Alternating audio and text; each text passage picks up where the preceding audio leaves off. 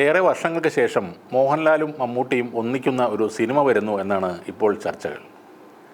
കഴിഞ്ഞ ദിവസം ആൻ്റണി പെരുമ്പാവൂർ പങ്കുവച്ചൊരു ഫോട്ടോയാണ് ഇതിന് ആധാരം. മമ്മൂട്ടി കമ്പനിയും ആശീർവാദ് സിനിമാസും കൈകോർക്കുന്നു എന്ന് കുറിച്ചുകൊണ്ട് മമ്മൂട്ടിക്കും മോഹൻലാലിനും ഒപ്പമുള്ള ഒരു ഫോട്ടോയാണ് ആൻ്റണി പെരുമ്പാവൂർ ഷെയർ ചെയ്തത്. ഈ ഫോട്ടോകൾ സോഷ്യൽ മീഡിയയിൽ വൈറലായതിന് പിന്നാലെ മോഹൻലാലും മമ്മൂട്ടിയും ഒരുമിച്ചുള്ളൊരു സിനിമ വരുന്നുവെന്ന തരത്തിലാണ് ഇപ്പോൾ ചർച്ചകൾ നടക്കുന്നത്. ഇക്കാര്യത്തിൽ വൈകാതെ ഔദ്യോഗിക വിവരം ഉണ്ടാകുമെന്നാണ് വിവരം. ചർച്ചകളുടെ അടിസ്ഥാനത്തിലാണെങ്കിൽ 11 വർഷങ്ങൾക്ക് ശേഷമാകും മോഹൻലാലും മമ്മൂട്ടിയും വീണ്ടും സ്ക്രീനിൽ ഒരുമിച്ച് വരുന്നത്. കടൽ കടന്നൊരു മാത്തുക്കുട്ടി എന്ന ചിത്രത്തിലാണ് ഇരുവരും അവസാനമായി ഒന്നിച്ച് എത്തിയത്. മമ്മൂട്ടിക്ക് ഇപ്പോൾ സ്വന്തമായി ഒരു നിർമ്മാണ കമ്പനിയുണ്ട്. മമ്മൂട്ടി കമ്പനിക്ക് വേണ്ടി മോഹൻലാലും ആശീർവാദിന് വേണ്ടി മമ്മൂട്ടിയും അഭിനയിക്കുന്ന സിനിമയാണോ അതോ ഇരു നിർമ്മാണ കമ്പനികളും കൈകോർക്കുന്ന ഒരു ചിത്രമാണോ എന്നതടക്കമുള്ള കാര്യങ്ങൾ പറയാറായിട്ടില്ല. എന്തായാലും മലയാളത്തിൻ്റെ പ്രിയ താരങ്ങൾ വീണ്ടും ഒരുമിക്കുന്ന ഒരു സിനിമ സംഭവിക്കും എന്നാണ് പറയുന്നത്. ആ സ്വപ്നത്തിലേക്കുള്ള യാത്ര എത്രയും വേഗം സഫലമാകുമെന്ന് തന്നെയാണ് പ്രതീക്ഷയെന്നും ആൻ്റണി പെരുമ്പാവൂർ പറയുന്നുണ്ട്. അതേസമയം ബസൂക്കയാണ് മമ്മൂട്ടിയുടേതായി റിലീസിന് ഒരുങ്ങുന്ന ചിത്രം.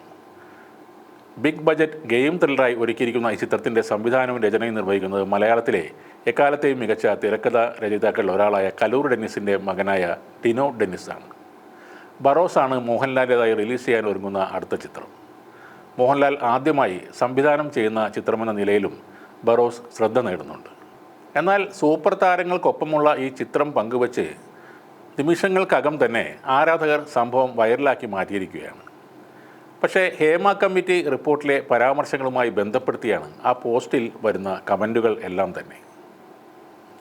എല്ലാം ഒന്നിച്ച് നേരിടും. അത് ഹേമ കമ്മീഷൻ റിപ്പോർട്ടിൻ്റെ പേരിലായാലും അമ്മയെന്ന സംഘടനയ്ക്ക് അകത്തായാലും കോടതിയിലായാലും ഇനി അഥവാ ജയിലിൽ പോകേണ്ടി വന്നാലും ഇക്കയും ഏട്ടനും ഒരുമിച്ച് നിൽക്കും, ഒന്നിച്ച് ജയിലിൽ പോകും എന്നൊക്കെയാണ് അതിൽ വരുന്ന കമൻറ്റുകൾ. അമ്മ സംഘടനയ്ക്കെതിരെ ഉയർന്ന ഗുരുതര ആരോപണങ്ങളിൽ നിന്ന് ശ്രദ്ധ തിരിക്കാൻ വേണ്ടി ആൻ്റണി പെരുമ്പാവൂർ ചെയ്ത PR വർക്ക് ആണിതെന്നാണ് ചിലർ ആരോപിക്കുന്നത്. സംഘടനയുടെ തലപ്പത്തിരിക്കുന്ന നടന്മാരുടെ ഇമേജ് രക്ഷിക്കാൻ വേണ്ടിയും ആരാധകർക്കിടയിൽ ഹേമ കമ്മിറ്റി റിപ്പോർട്ട് ചർച്ച ആകാതിരിക്കാനും വേണ്ടിയാണ് ഇത്തരം റൂമറുകൾ പടച്ച് വിടുന്നതെന്നാണ് ചിലർ ആരോപിക്കുന്നത്. ഇതൊക്കെയാണ് നമ്മുടെ സൂപ്പർ താരങ്ങളുടെ കളികൾ. മൊത്തം സാഹചര്യം തങ്ങൾക്ക് അനുകൂലമല്ലെന്ന് മനസ്സിലാക്കിയതോടെ പുതിയ അടവുമായി എത്തിയിരിക്കുകയാണ് സൂപ്പർ താരങ്ങൾ.